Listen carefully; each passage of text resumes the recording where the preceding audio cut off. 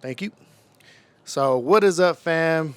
You got your boy Will here with co-host, Keep it real, Mike Lucero. and today we have a FAQ video for the Forger Story meet coming up in August 26th for new lifters only. So we've gotten a few questions and we want to go ahead and answer them for the general public, not just for the individuals that asked. So the first question is how is powerlifting scored? I'm gonna ask the questions. Your boy here is gonna answer. So To the best of my ability. So, powerlifting is scored off two things, really. Or I'll make it simple. Two things. You have dots, which is going to be your overall. Do you want me to hold it? I'm confused. And then your total. A total is an accumulation of your best achieved lifts through two white lights out of three. So, your best squat, your best bench, your best deadlift, you add that all together for a sum, that's your total. For dots or however the federation or whatever meet you're doing does their own best lifter, that's going to be based off your total divided by a coefficient. It's just a number saying who did the best in the meet. for example, I have 3 attempts on the bench. I successfully complete my first attempt, which let's say is 275, and then I miss my third, which is like 295, and then I get my no wait, I missed my second, and then I get my third, same number, 295. So 295 is gonna go into my total towards my total. So that's how that works. Hopefully, um, that clarifies that question. The next one is how does a powerlifting meet work? Okay, so there's two main ways this goes down. Most federations do what's called a 24-hour weigh-in, meaning you're going to weigh in 24 hours before you compete. So you compete on Saturday, you'll weigh in Friday. That's what we're doing here. So you'll come to the gym, weigh in on Friday, and then Saturday come today, we'll lift.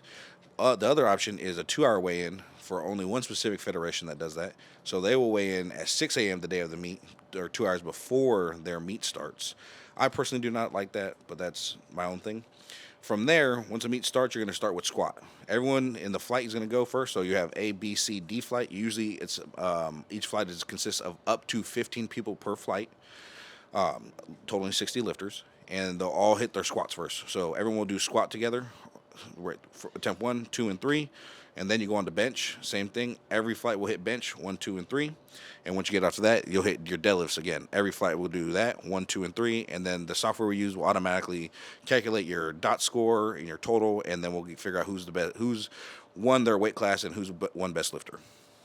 Yeah, so for our meet, for the Forge Your Story meet, we're going to weigh in the day before the meet. So meet's on Saturday, we're weighing in on Friday, and that was the next question. So that's how it's going to work.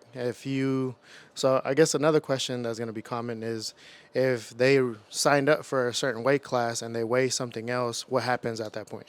So if you are underweight significantly, right, meaning you can go to the next weight class, we'll automatically move you. This is not a crazy event. We're not going to hold you to any crazy standard. Normally, the only time you'll have to worry about that is if you're at a national meet or a world event, something that's where you qualified at a specific weight in a specific weight class. But at these meets, it doesn't make a difference. If you're overweight by a few ounces, few pounds, we're just going to move you up to the next weight class. It's not a big deal. I really hope none of you are cutting for this meet. It would mean the world to me if you just showed up and do your best. And the next question, which we've gotten a lot because in the registration form it asks for a membership number, you can actually bypass that question and skip it because we do not require a membership with any federation. So that was pretty quick, easy to answer. So I went ahead and took care of that one. I would add that that means it's an unsanctioned event. There's no federation attached to this, so that's why you don't need a membership number. Following this event, if you go to any of our other events, you'll know whether or not it has a federation attached to it, and you'll know whether or not you need to get a membership with that federation. Yep. Next question: is the Forge Your Story meet drug tested? No, just super simple. For the most part, I don't run drug tested meets. I do help with a lot of drug tested meets. We've been asked for more drug tested meat, so that may be something that you see more in the area coming soon. But currently, it's not something that we're doing. I would just be on the lookout for it. I also don't think it's too important. But I digress. That's a whole another video. So it's just not. It's Yeah. not drug tested. Yeah, for the Forge Your Story meet is for new lifters only. There is no placement, so everyone wins. So There's no real reason to really worry about that with our meet. And the next question is, which federations do drug tests? For my understanding, they all do. It just depends on the competition you signed up for. And usually they do a really good job at marketing that it's a drug tested event. Next question. What is considered strong for me? What is considered strong? Well, I guess that is a good question because I did get some people reaching out asking if they were strong enough to compete, I get that too. and it's a valid question. For this meet, it's for new lifters only. We want everyone to feel welcome, so there's no requirement, no standard to how strong you need to be to compete. It's literally to get your feet wet, test out the sport, and kind of experience powerlifting for the first time. Um, let's see what Mike has to add to that. I will say that I'll tell you what I tell everyone because I get this question a lot for helping host meets. Like, what if I'm not strong enough, or I want to wait till I'm strong enough? At the end of the day, like, yes, you're competing against other people across the board. You're trying to be the best version of yourself that day. But ultimately, this is just you versus you. The weights are going to be there regardless. And you're already infinitely stronger than the person that doesn't want to take a chance and do this just by trying it. And I guarantee you, no one's going to make fun of you. And if they do, you can come talk to me because I'll take them outside. But I mean that, though. Like, this is the one place that no matter what you do or where you've been or what you've been through, like, the weight is equal. It does not care who you are. It does not care how much money you are. It doesn't care how many followers you have. The iron will not lie to you. It's either going up or it's not. And that's really just at the end of the day, that's all that should matter to you. Like, we had a guy, Brandon. He severely hurt his back, and this is his first power to meet he did with us, the Mind Over Metal. Powerlifting is what helped him, like, find the strength to keep walking, get up every day, and get back to his regular life. And without strength training, I don't know if he would live a normal life right now. So I think that question is always going to be something you need to find within. And it doesn't matter where you compete. And if we ever have a meet where you are required to have a total, you'll know ahead of time. Yeah, and we do want to encourage you to sign up or do a competition if you have an interest in it, regardless of where your strength is. I think it's a beautiful sport, and you'll find that it's very welcoming, and everyone supports each other for the most part. So that's what attracted me to the sport, and that's why I'm so involved with it. And I think Mike could say the same thing for himself. Yes. Next question is what is the belt for? But I think before we get to that, Just put that one into the equipment question. yeah. So we could go ahead and talk about the equipment. What equipment do they need for the Forge Your Story competition? So I've been getting asked this question a lot because it's unsanctioned. People are asking, do they need to wear a singlet? My answer to that is yes. So just because we're doing an unsanctioned event and we're just kind of playing by juxtaposed rules, meaning we're using rules of a federation that we are not sanctioned in, does not mean that we're trying to give you any less of the experience. Wearing a singlet, wearing a belt, wearing all these things, or not wearing them for the most part, is all part of the sport. The only real requirement is you must wear a t-shirt and you must wear a singlet. Yep. And yeah, so you do not need a belt, but if you decide to wear one, and for those that don't know what a lifting belt is for, go ahead and grab the mic, explain that, and I'll grab my belt so they can see what the belt is. So usually a belt's going to be consisted of leather. I think the one federation allows a Valero Velcro belt. No other federation allows that. I will not let you wear that. So this belt, leather, shout out to Pioneer. This is a shameless plug right now. Super simple, 10 millimeter thick. I don't know how wide it is because Will got that when he was fat. Which I still am.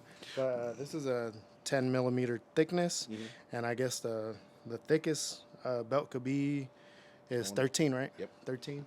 For the most part, no one's gonna have that thick of a belt. Like, I see more thin belts than anything, but I think it's just more popular. Again, if that ever comes up, I'll let you know.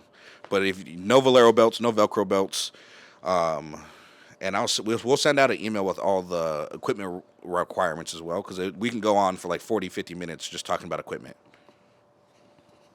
Yeah, and someone asked because we launched the Forge Your Story singlet alongside announcing the event. Do you need the Forge Your Story singlet to compete? Will's gonna be nice and tell you no. I'm gonna be mean and say you got to. Just kidding. No, you don't have to, but we would really appreciate if you did. This is probably one of the best things I've ever made, and I love that I got to do it with Will. I love that we got to put Breaking PRs on it, and I know that this will be a singlet you fall in love with. It's a combination of our dyed fabric with our sublimated fabric, and to be honest, I think that you're gonna feel like an athlete in this, and you're gonna feel strong as hell in it. And also, it's only $40, right? Or 39.99. Yeah, the point of the singlet was to make it affordable because we're basically expecting new lifters to sign up for the meet. So if you don't already have a singlet, there's an affordable option for you. And neat fact, we actually got some feedback from some of the refs that the cut on the singlet actually helps them call depth. So I think Mike, since he's a ref, he can answer that. I did that on purpose. So what's so funny is like because there's a specific cut and a specific design, it does allow your hip crease to be seen more visibly.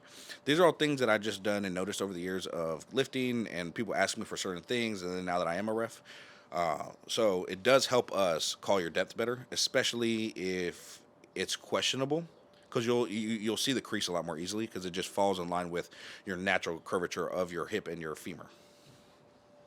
Yep, yep. So it's another perk of getting the singlet.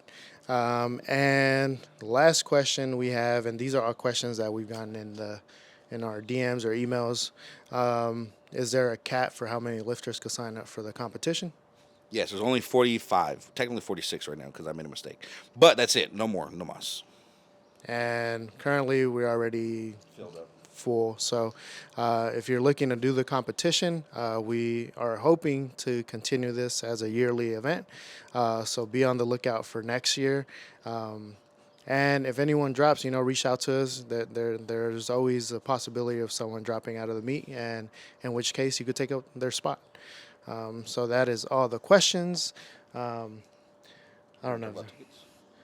Okay, yeah. So I guess we could move on, and not trying to make this video super long, but we did want to talk a little bit about the details for the event that we haven't gotten to yet. We do want to try some new things with the event, things that we see that could be improved. And one of them is reserved seating and having handicaps seating. Haven't really seen that at events, but we know that people from all age groups, all stages in life like to come to events and support the lifters. So we will be having handicap seating and also some reserved seating. And we're also doing pre-orders for the reserved seating, which should be up soon. And also for spectators, they could pre-purchase the ticket into the event. So that's the seating situation. You got anything to add?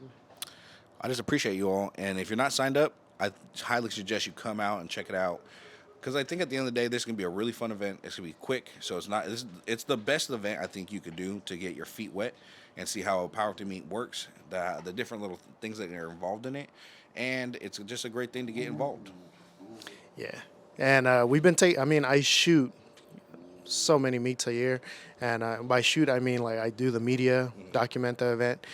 So I've been able to take notes, things that I would like to see improved at the events, and we're using this also as an opportunity to see if we can create systems and improve on those. So one of those is having handlers in the warm-up area for those that don't have a coach, that don't have a handler.